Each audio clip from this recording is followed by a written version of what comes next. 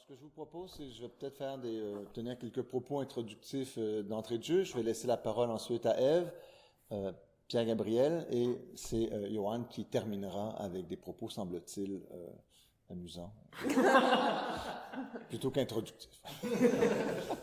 Moi, ce que j'ai voulu faire, c'est peut-être essayer d'identifier 5 types de manifestations de l'oubli en littérature. Alors, j'aurai donc 5 catégories, vous avez compris.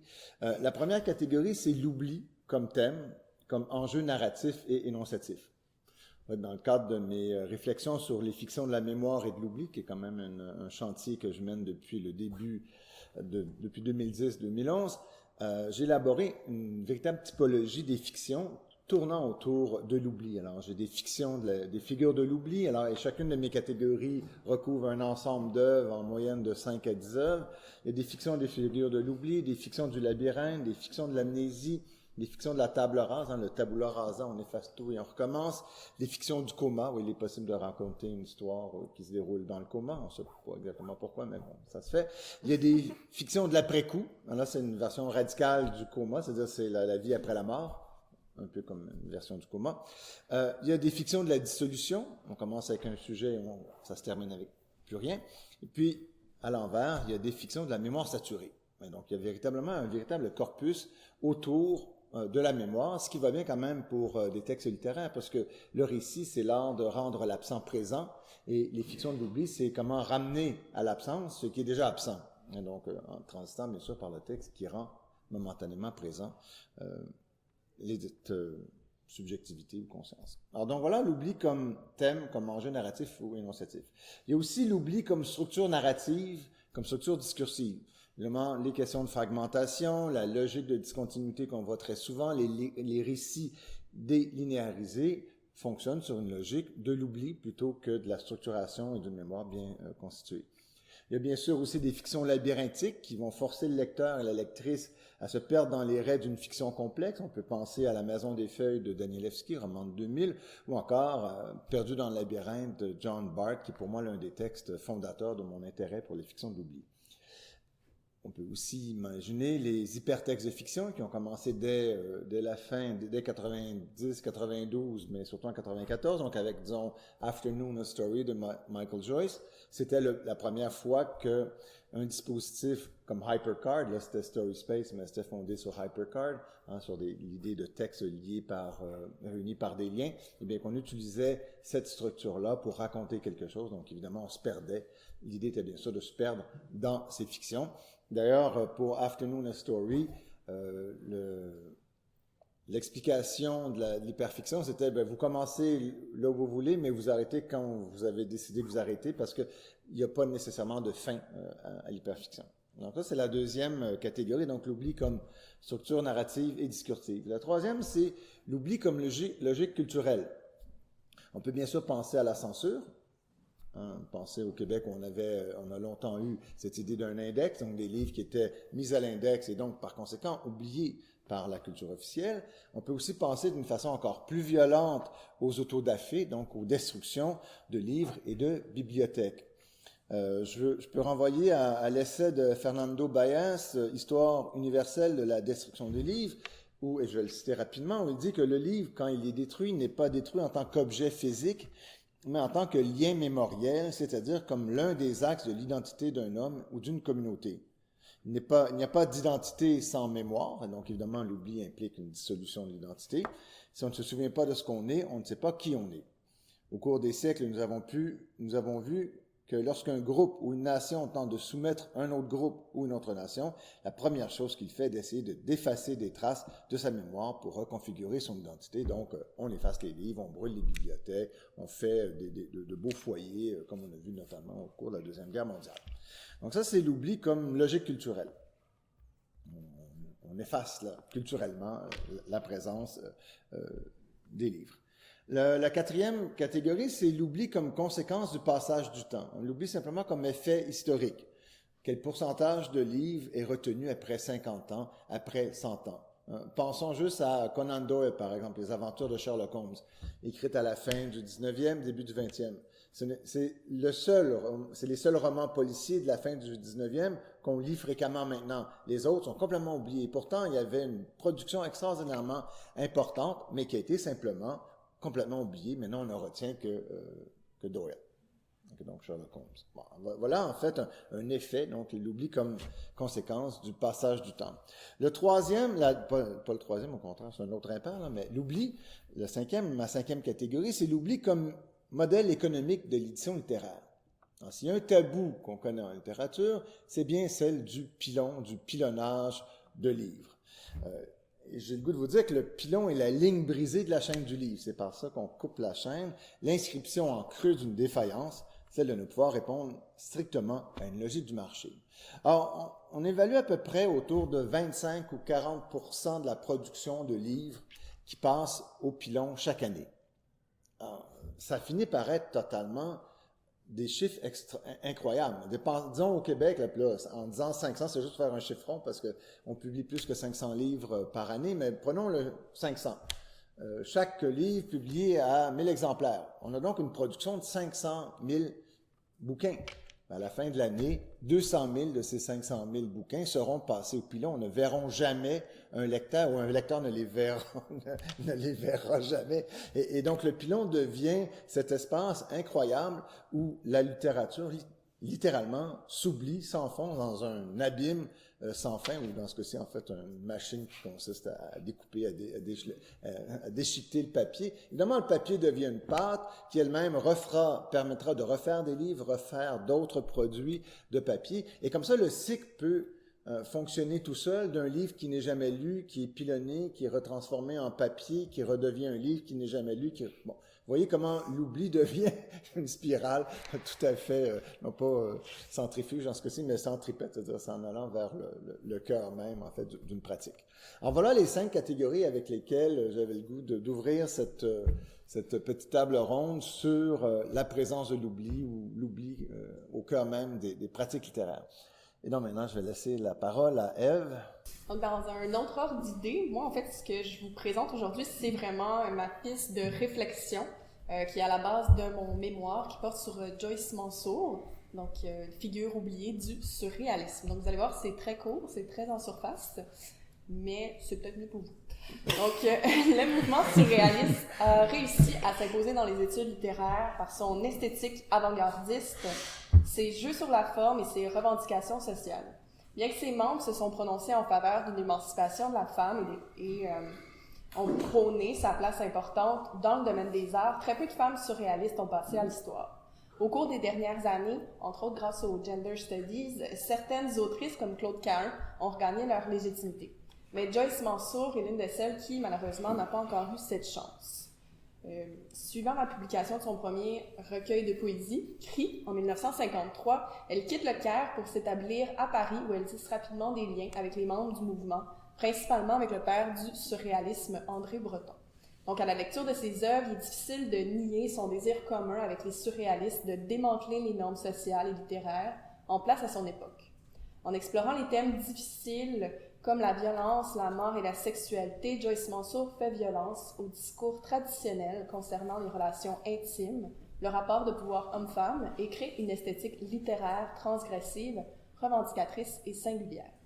Donc, bien qu'elle ait publié une quinzaine de recueils de poésie, 4 récits en prose et une pièce de théâtre entre 1953 et 1986, ces livres restent pour la plupart introuvables et n'ont toujours pas été numérisés.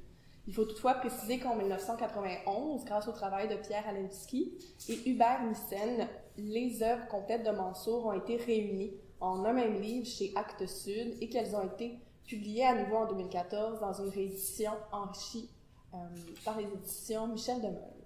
Bien que ces publications aient donné un second souffle à l'œuvre de la surréaliste, elles ont été imprimées à si peu d'exemplaires qu'elles se sont rapidement épuisées, replongeant ces textes dans l'ombre. D'ailleurs, si vous avez des pistes, si jamais vous les voyez sur eBay, écrivez-moi. Je les cherche. Je les cherche. Donc, les éléments thématiques qui sont le plus explorés par Mansour sont l'érotisme, la violence, la mort, la laideur, la féminité, la religion, l'art et l'étranger. Ils sont tous amenés avec un humour noir, mansourien, qui crée un malaise chez le lecteur, chez l'actrice, en lui présentant des images absurdes qui s'opposent à celles préconçues et normatives qui l'habitent. Donc, le procédé de digression est employé dans bon nombre de ces textes de manière à juxtaposer plusieurs scènes indépendantes entre elles et ainsi repousser le principe de cohésion littéraire. La singularité qu'engendre ce procédé lui vaut d'être qualifié de grotesque dans plusieurs critiques et études portant à son sujet.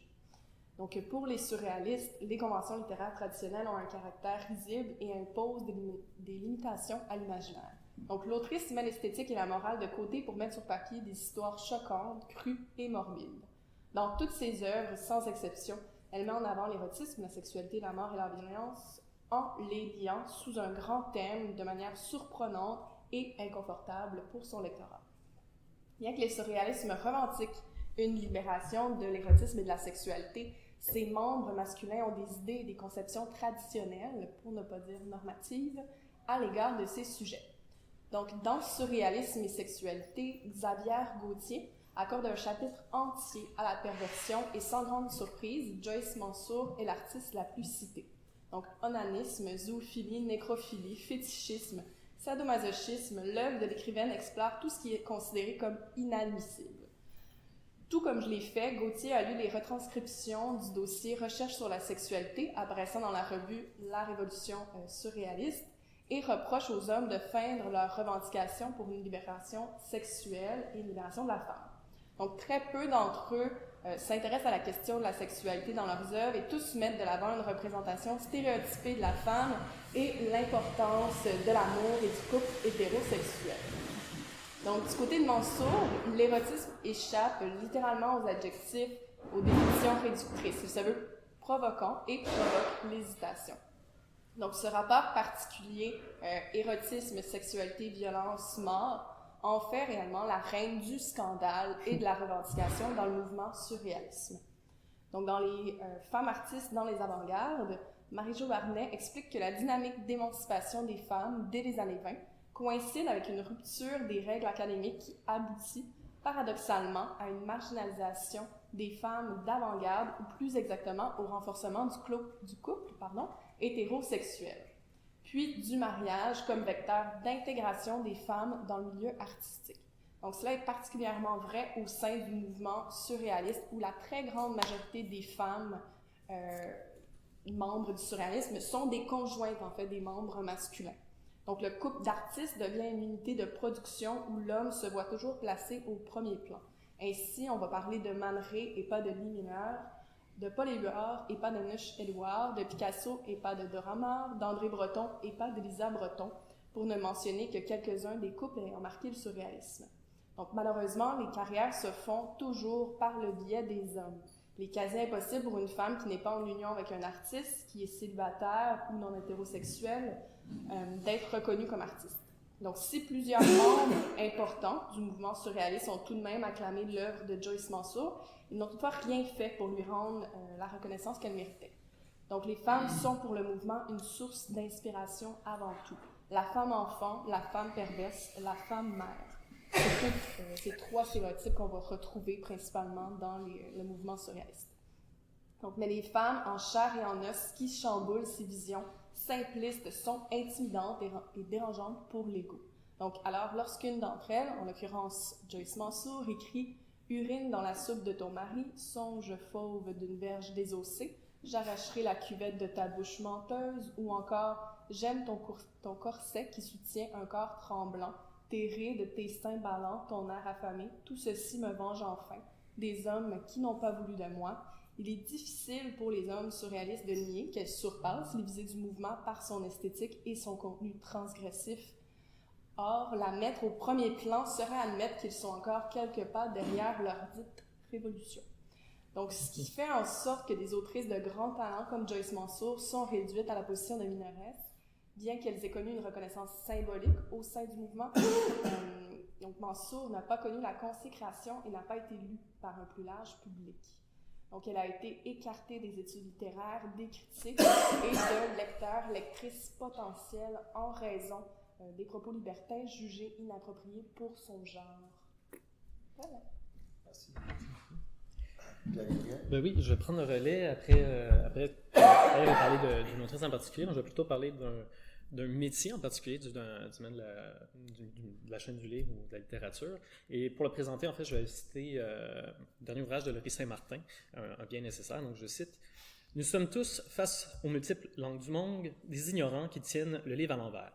Ce sont les traductrices qui, grâce à leur travail, le mettent à l'endroit. » Fin de citation. Donc, c'est moi ce que je désire parler, et c'est un peu mon dada, on l'a entendu en présentation avec la traduction, c'est les traducteurs et traductrices, donc ces personnages un peu oubliés en marge du cycle littéraire, en marge de la production même littéraire. Ce sont des personnes qui pourtant investissent des textes à notre place et nous en offrent des interprétations qui seraient autrement impossibles, ne serait-ce parce que nous ne maîtrisons pas la langue.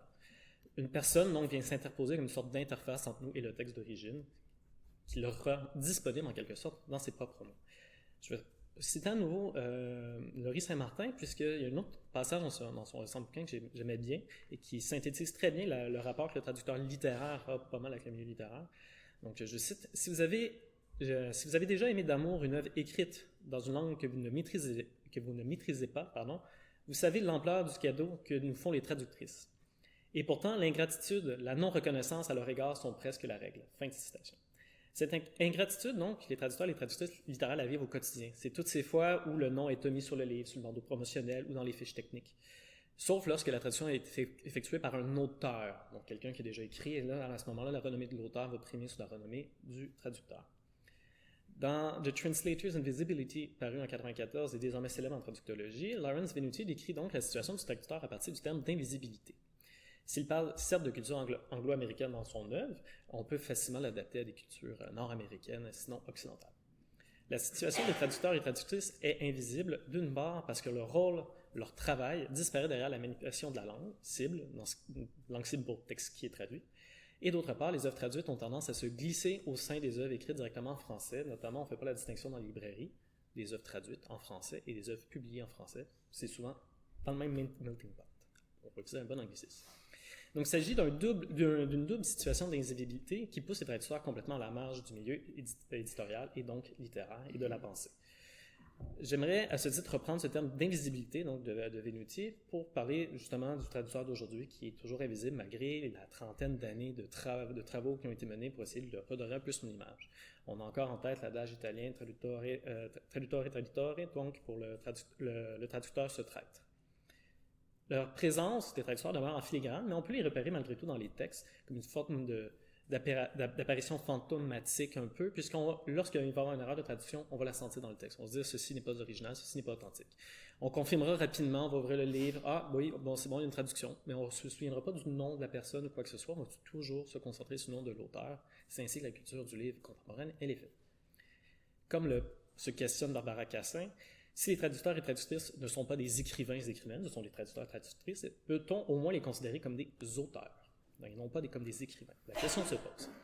Les traducteurs et traductrices donc sont invisibles, et de cette invisibilité vient justement mon lien avec l'impensé, non pas de la littérature, mais de la traduction en tant que forme de littérature, ou du moins en tant que prolongation de la littérature.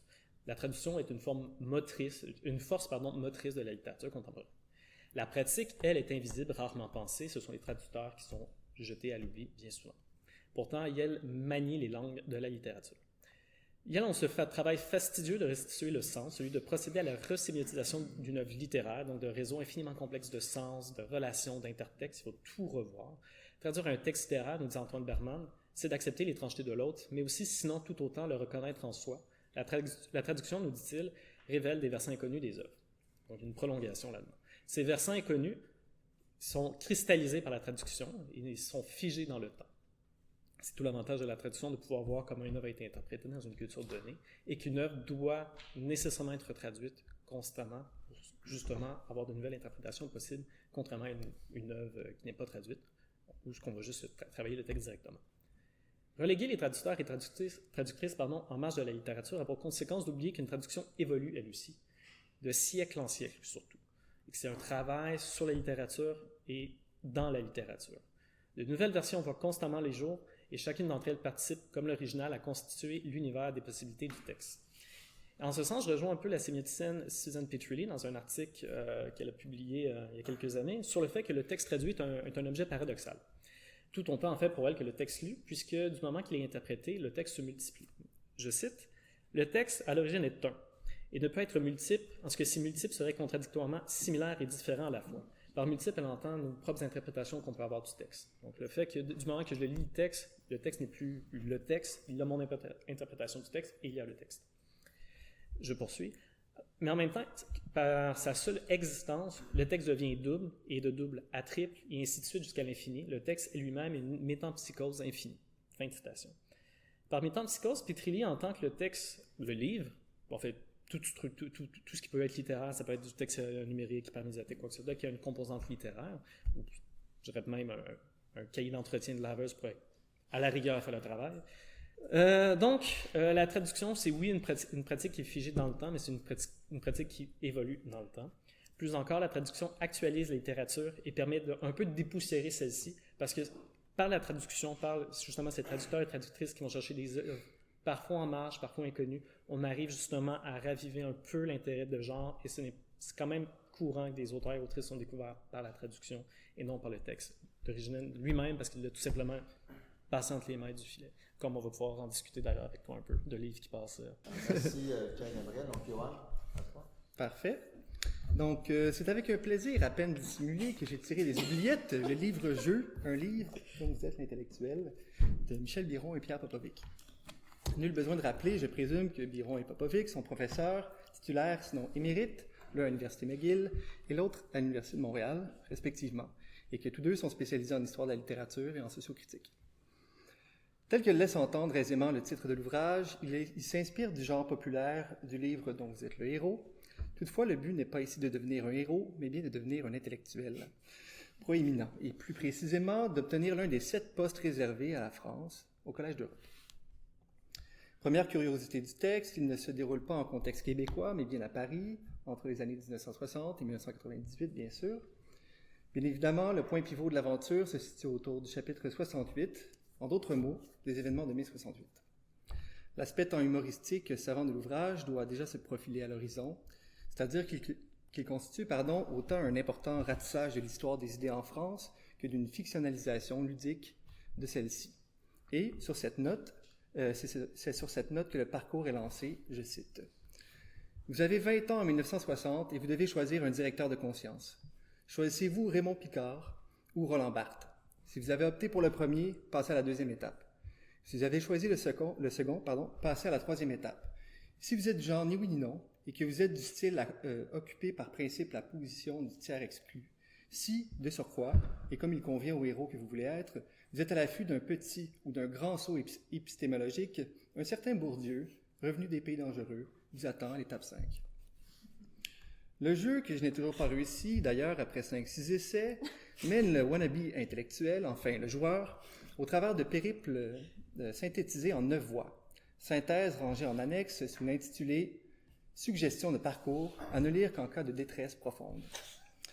En guise d'exemple, ces profils sont nommés Lacan, le pervers, la féministe, le déconstructionniste postmoderne. Pourquoi vous parler de cet ouvrage? En fait, la première pensée qui m'a mené à m'y intéresser concernait les principales avenues offertes aux joueurs ou à la joueuse, nommément la reconnaissance ou l'oubli dans le monde des idées. Toutefois, ce qui m'a motivé à arrêter mon choix sur cet étrange objet pour la présentation d'aujourd'hui est le silence criant englobant le dit objet. Sur la base de données Sophia, le titre de l'ouvrage génère 3 résultats, dont 2 ne concernent nullement l'œuvre. La base de données ne trouve que 7 copies, toute édition et format confondus à travers le monde. Pour sa part, le moteur de recherche Google ne régurgite que 1800 liens, dont moins d'une dizaine concernent directement l'œuvre. 2 d'entre eux mènent à des articles de journaux datant de 98 et 99, 2 autres à des communications scientifiques ne faisant que nommer l'œuvre au détour d'une phrase. Il y a bien sûr un lien vers un solveur de livres dont vous êtes le héros, site abandonné depuis 2014. Puis, plus étrangement, s'y trouve un court article de 99 en anglais intitulé « The Importance of Being Jacques » d'Emily Ekin sur un site archive du New York Observer. Texte qui relate une potentielle traduction de l'ouvrage sous le nom de « How to Become a French Intellectual ». En dehors de cela, le titre est référencé, sous toutes les grandes plateformes de vente de livres, Archambault, Gallimard, Amazon, etc., avec la mention « épuisé ». Devant ce silence informationnel, une envie espiègle de communiquer directement avec les auteurs m'a pris à bras-le-corps. Pour savoir, entre autres, quelle avait été la réception de l'œuvre au Québec et en France, combien de copies avaient été initialement imprimées, y avait-il eu réimpression, est-ce qu'il avait été traduit finalement, et tant qu'à y être, y avait-il des détails croustillants partagés autour de la publication de l'œuvre. D'une certaine façon, je voulais savoir si leur propre prophétie s'était réalisée, c'est-à-dire que Marie-André Chouinard, qui couvrait le Salon du Livre en 1998 pour Le Devoir, rapportait que les auteurs étaient un brin inquiets quant à la réaction que provoquera la parution du livre. Au Québec, dit Michel Biron, le pire serait le silence, alors qu'en France, nous risquons plutôt la descente aux enfers. À ma grande surprise, tous deux répondirent à mon courriel, du moins à celui de ma collègue Hélène Després, que je remercie au passage. En résumé, selon les deux auteurs, la réception au Québec a été bonne, voire très bonne. Michel Biron soulignait l'éloge de Gilles Marcotte dans l'Actualité, et je cite « Je ne saurais cacher l'admiration que m'inspire ce livre, lequel nous comparait même à Umberto Eco, maître de la satire. » Le livre a été imprimé une seule fois à 150 exemplaires selon Popovic, sinon à 2000 exemplaires selon Biron, qui affirme que la bonne moitié a été vendue et l'autre, peut-on imaginer, pilonnée. Au moins 30-40%. Le livre n'a pas été traduit ni publié en France, malgré un contact de Popovic aux éditions du Seuil, qui lui répondit « Si on publiait ce machin, Beaudieu nous tirerait la gueule pour longtemps. » En d'autres mots, la réception en France a été nulle, selon le bon mot de Popovic. Ainsi, un livre dont vous êtes l'intellectuel a eu l'effet d'un pavé dans la mare, c'est-à-dire un bel éclaboussement initial et bien peu de vagues à long terme, en dehors peut-être de la bulle d'air que constitue ma présentation d'aujourd'hui. Or, à mon sens, il est étonnant que le livre soit tombé dans l'oubli. Il s'agit tout de même d'un travail épistolaire, soit dit en passant, étalé sur 4 ans, entre 2 experts de la littérature française notamment. Le livre constitue un fin mélange générique. Il en va de même pour l'enchevêtrement du style des auteurs. L'humour n'a pas trop mal vieilli non plus. Et la critique du milieu littéraire et universitaire, surtout français, reste pertinente. Non pas tant en tant que miroir, excusez-moi, du contexte québécois, mais de cette période très bouillonnante de la théorie littéraire et de la pensée française. Bien sûr, la réponse facile serait de l'attribuer à la manière des auteurs, dans leur courriel, au public restreint que vise l'ouvrage, soit les littéraires québécois. Toutefois, il me paraissait intéressant de soulever la question auprès des collègues friands et friandes de telles interrogations, en espérant avoir donné le goût de jouer. Merci de votre écoute. Merci, Johan. Donc, on voit l'oubli. En fait, j'ai mis quelques mots à la suite du terme de l'oubli. D'abord, l'invisibilité. L'oubli est associé à l'invisibilité, à la marginalité. On le voit avec Mansour. Aussi à la non-reconnaissance ou à l'impossibilité d'une reconnaissance de l'autre. Donc, à des formes très, très hiérarchisées et centralisantes des valeurs, mais aussi au caractère éphémère, à l'éphémérité, donc à l'absence d'impact aussi d'un livre. Donc, c'est-à-dire que pour que la littérature soit acte de mémoire et soit retenue, il faut qu'il y ait un impact, il faut qu'il y ait une reconnaissance, il faut qu'il y ait non pas un acte d'invisibilité, mais au contraire de visibilité, il faut qu'il y ait un certain nombre d'éléments qui soient présents. Donc, je pense que c'est une façon de résumer un peu là, vos 3 interventions et d'une certaine façon aussi que la mienne.